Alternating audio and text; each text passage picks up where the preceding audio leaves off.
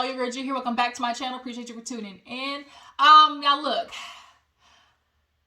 this season of Potomac, I'm trying not to get, too emotionally charged with these hoes because Robyn and Gizelle, these little green-eyed goblin, just are gonna work my nerves, especially Robyn so far this season. Gizelle, yeah, I don't know who's pissing me off more, Gizelle or Robyn or Gizelle. Nonetheless, we're gonna get into Real Housewives of Potomac. We're gonna knock that out. Then I might be able to do a quick episode of Shoot the so I can talk about a couple of things.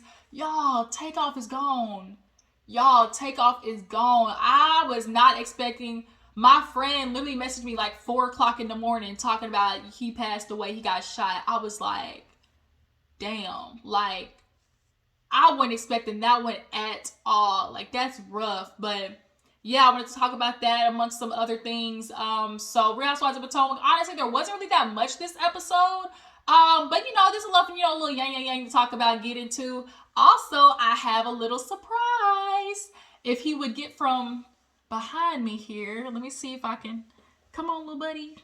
Come on, you can do it.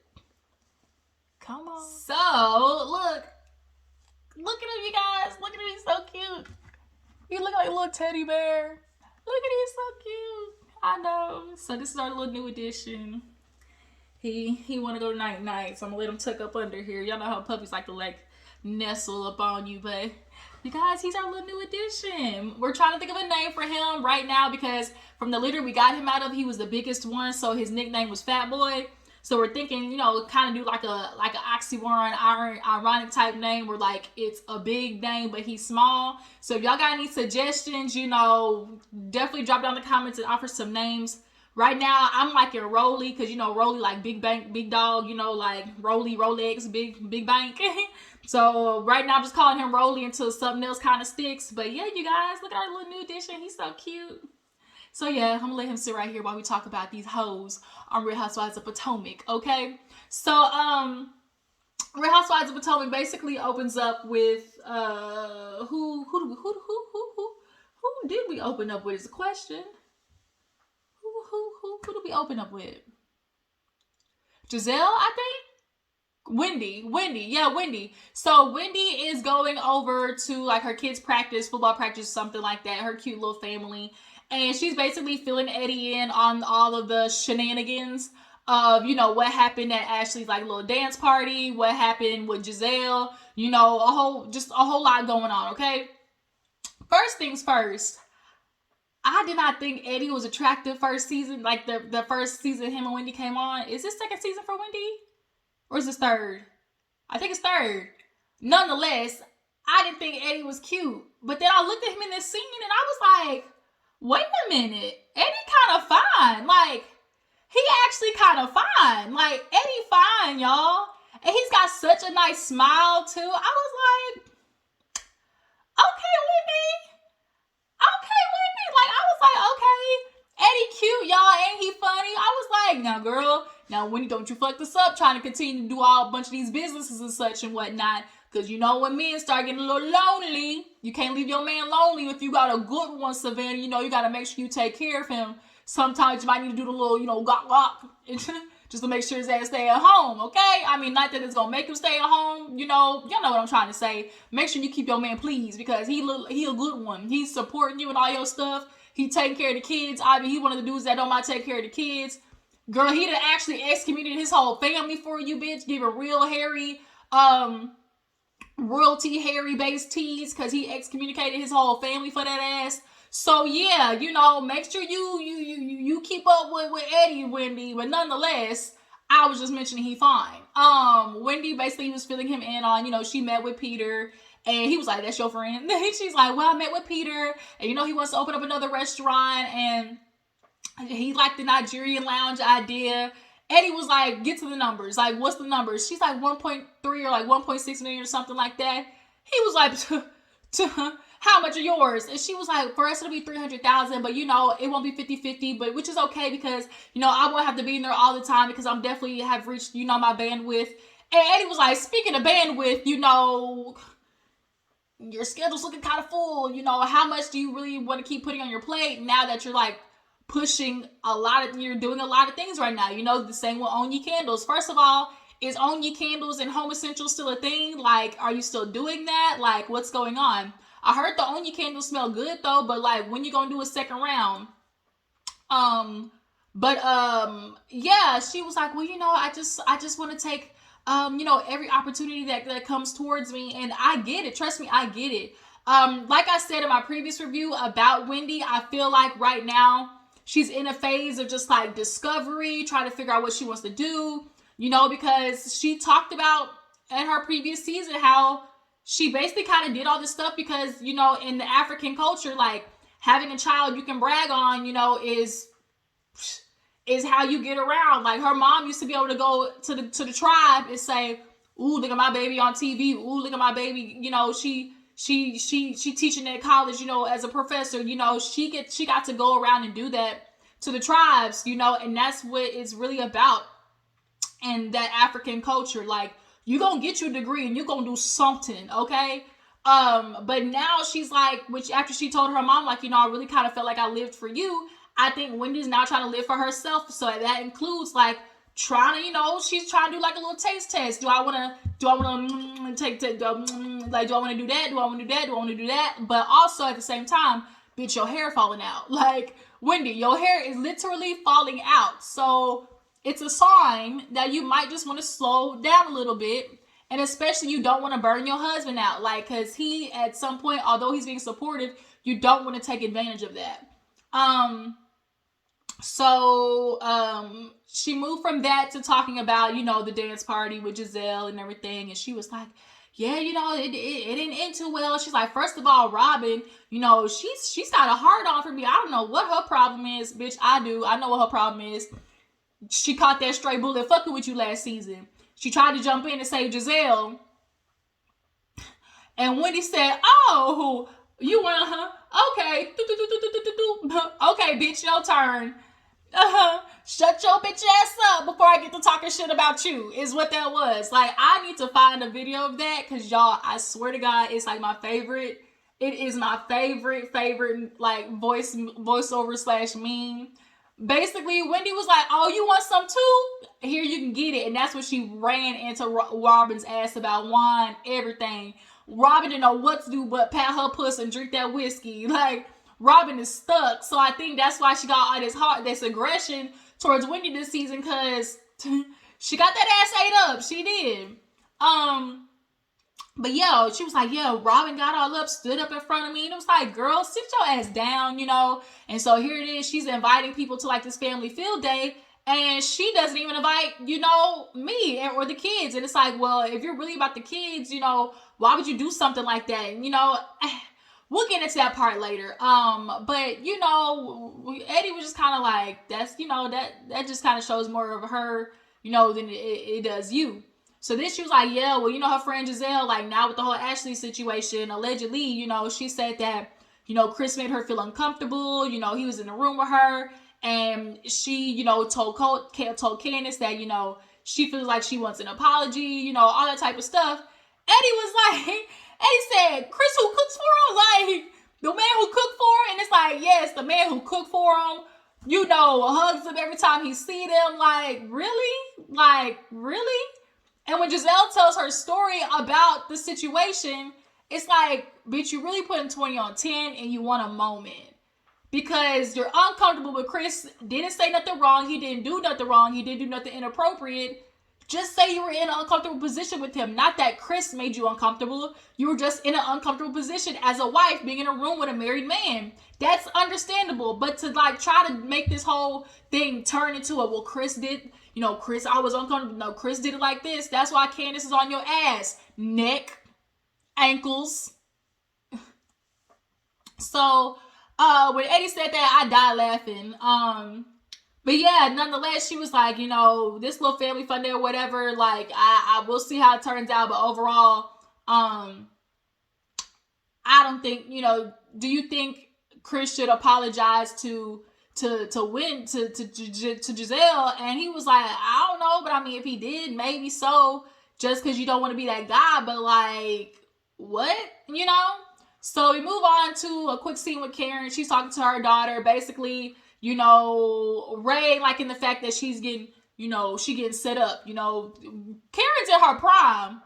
Unfortunately, I hate to say it, Ray's 1 foot on a banana peel. So it's like, that's what happens with you men. You get older, the dick don't get hard no more, becomes a limp noodle. And your woman, they say, like, women sexually get into their prime, you know, later on in the years. So it's just kind of like, you know, Karen, yeah, I know you said eye candy, Ray, but bitch, eye candy is now turning into a candy sampler platter, okay? You can't, Ray, I feel like Ray and Karen got an understanding. I feel like, first of all, Ray, you ain't divorcing her at this age. Two, the bitch helped you out. I don't want to say it like that, but like, Karen helped you out with your whole tax situation, nigga. Like, you not going nowhere. So at this point, Karen low-key really is calling all the shots. Like, nigga, I'll be back, you know, in 2 days. You know, just make sure you don't fall down the stairs. Just make sure you don't fall down the stairs. I'll be back in 2 days, you know, toodaloo. So it's just kind of like, you know, Karen at this point, I'm sure getting her bike blown the fuck out, you know, getting hit from the bike, hit it from the woo. Child. Yes, sorry y'all. So Karen, she basically at this point, you know, was talking to her daughter about, you know, Ray, you know, feeling like you getting your titties done, you know, waist is snatched, ass is plumper than it used to be. So it's like, who is this all for? And she's like, you know, he's kind of feeling like, oh, well, what example would that be, you know, for other ladies out there, you know, our daughter. And Raven kind of laughed it off. She was like, no, he didn't, like, you know, do that. Like, no, he did not try it, you know. And she's like, well, he doesn't know that we kind of like, you know, have conversations like this. And, you know, a lot of times it's like, it's not a bad thing for women to get plastic surgery. It's just understanding, one, don't you overdo it. And two, making sure you're actually doing it for yourself and not for nobody else. Like, just make sure you're doing it because you want to do it.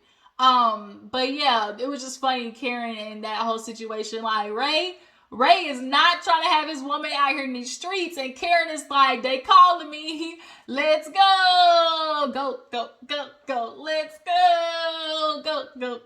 go, okay?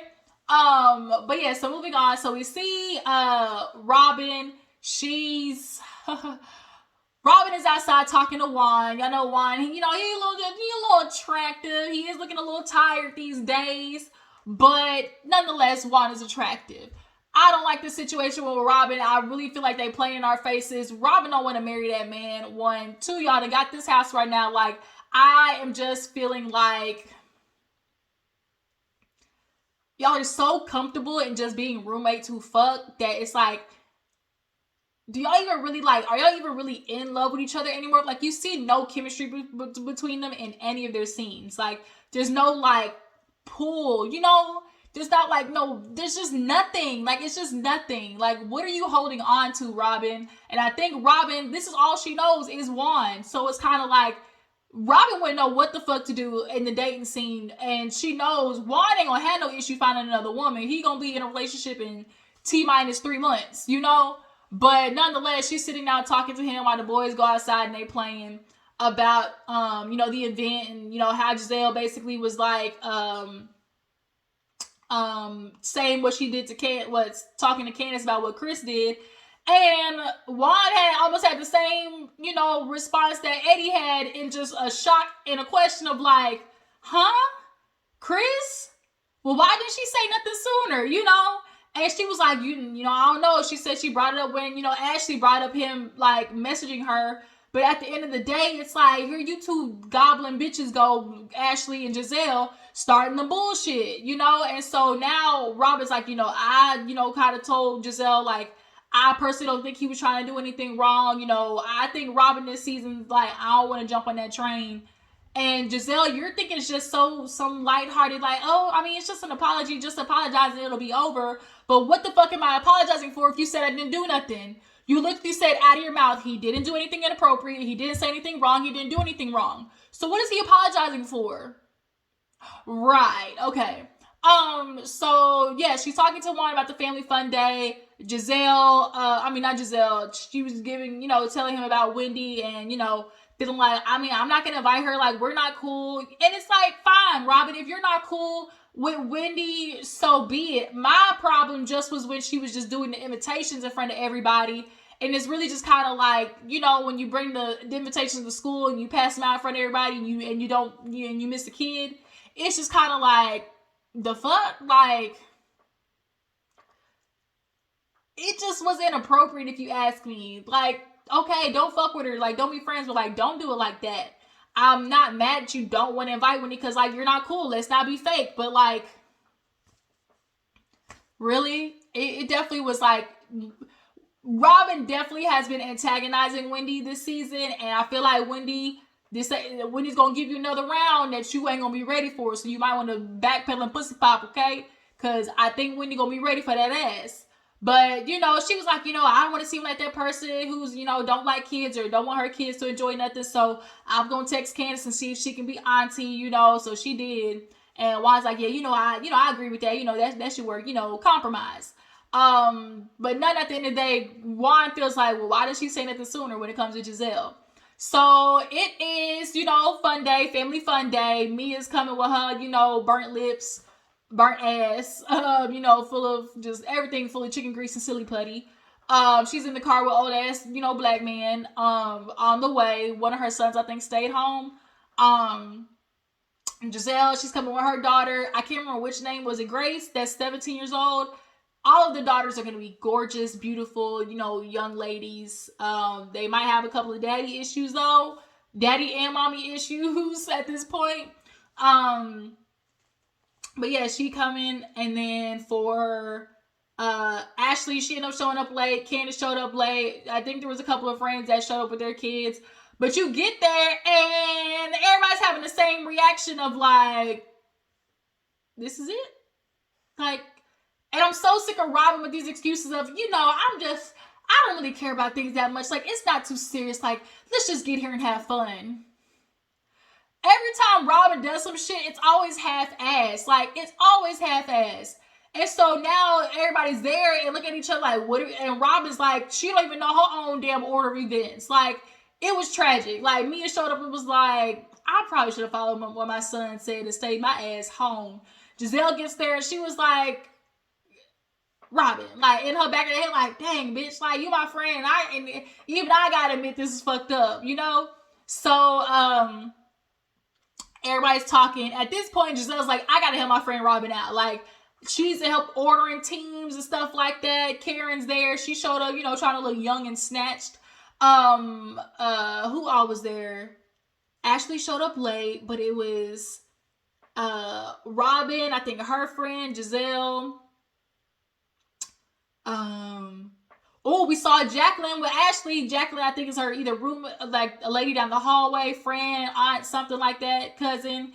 And, you know, Jacqueline, she brought, what she said, her PP, her parenting partner. So no longer her ex co-parenting. Like, right now, the parenting partner is all it's gonna be right now, is what she's saying. So far, Jacqueline seems like she's got a lot of sense and isn't really doing too much, you know, to try and stand out and be, like, you know, super crazy. So as of right now, I like Jacqueline. She even talked about later on the episode about how she did the whole threesome thing, trying to stick beside her nooka, like Ashley did, and do the whole threesome shit. Like, ladies, if y'all don't like pussy, stop eating it. Like, if you don't like the coochie, stop eating it, scissoring it, you know, hopping on it. Like, just stop it, because it's not gonna make it. If a nigga want to go and stray, he gonna stray.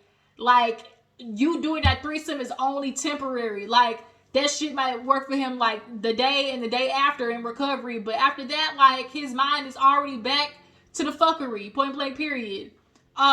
So stay your lips off of these women's coochies. Don't become a Ray J princess. Everybody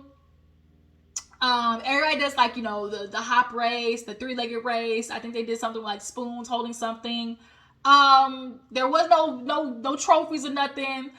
Mia's like, oh, you know, it's like, are we gonna win something? And Robyn's like, you know, you're gonna win bragging rights. It's like, Robyn, you really just shit the bed with this one. Just really, really did. And like, it just bothers me because, like, she's so okay with half-ass and shit. And I'm starting to think, maybe that's why I won, you know, and you just, like, ain't working because both y'all niggas is half-ass and shit. So Karen is over there and Charrisse shows up. Charrisse, you know what Robyn likes to say, the real grand dame is. And Karen got to coughing oh no, it's a CVS down there. I got a respiratory infection. I shouldn't did it. I just need my Z-Pack. She's like, gee, can you help me walk to my car?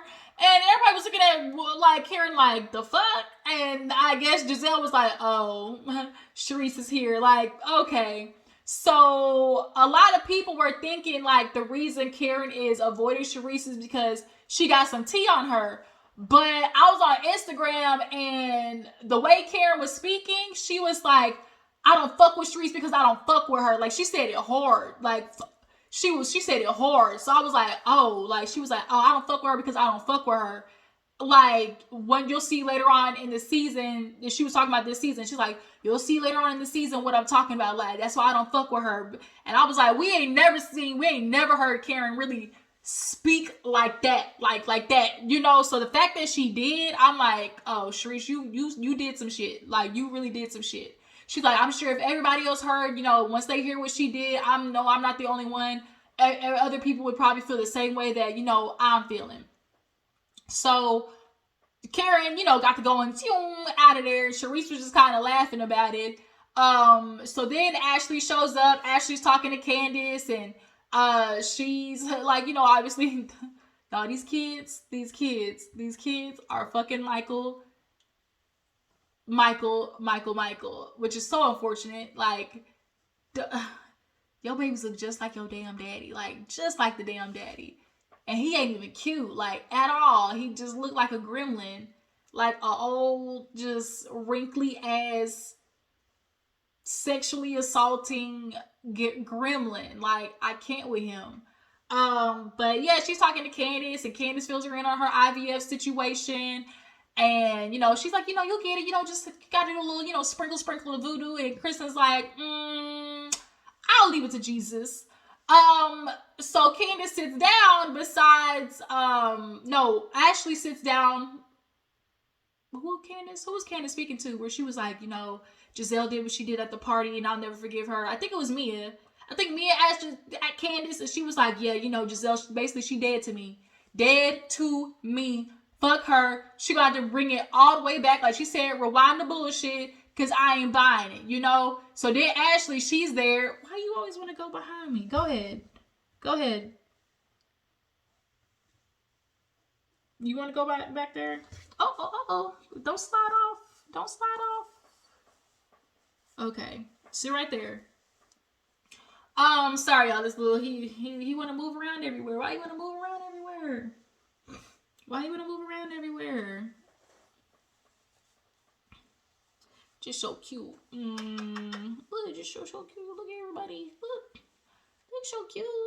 He's so cute. He's like a little bear. But nonetheless, let me finish this up. This is getting long. Who was sitting down? Ashley was sitting out with one of the girls. Was it Jacqueline? Mia sat down. You could tell me it was ear hustling the fuck out of that conversation. And she basically was like, yeah, me and Michael were getting houses. The problem is, as soon as I bid, people are, bidding me to it. It's just been really hard, especially with trying to keep things under wraps. We don't want people to know that we're separated yet. We want to do like an official statement. She talked to her friend about an official statement at the house, and she was trying to read it all, make it all lovey-dovey and shit. But Bravo messy ass, they done pulled up the ugly parts of their relationship where it was tragic, where they was just, oh, is this what you're gonna do? Oh, you're gonna leave me here? Oh, that's who you was fucking with? Then it's his old raising back, picture in Las Vegas that popped up, like, and Ashley really want to save him with the, oh, I don't want people, putting it all on him and villainizing him. Why the fuck not? Minus Will, because he did it.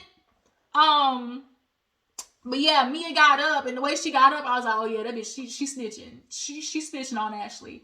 Gizelle ain't gonna, Candace ain't talking to Gizelle, ain't fucking happening. Robyn, this was a waste of space, a waste of time. Come to find out, once again, it's family day. It's another thing for you. Where the fuck is Juan?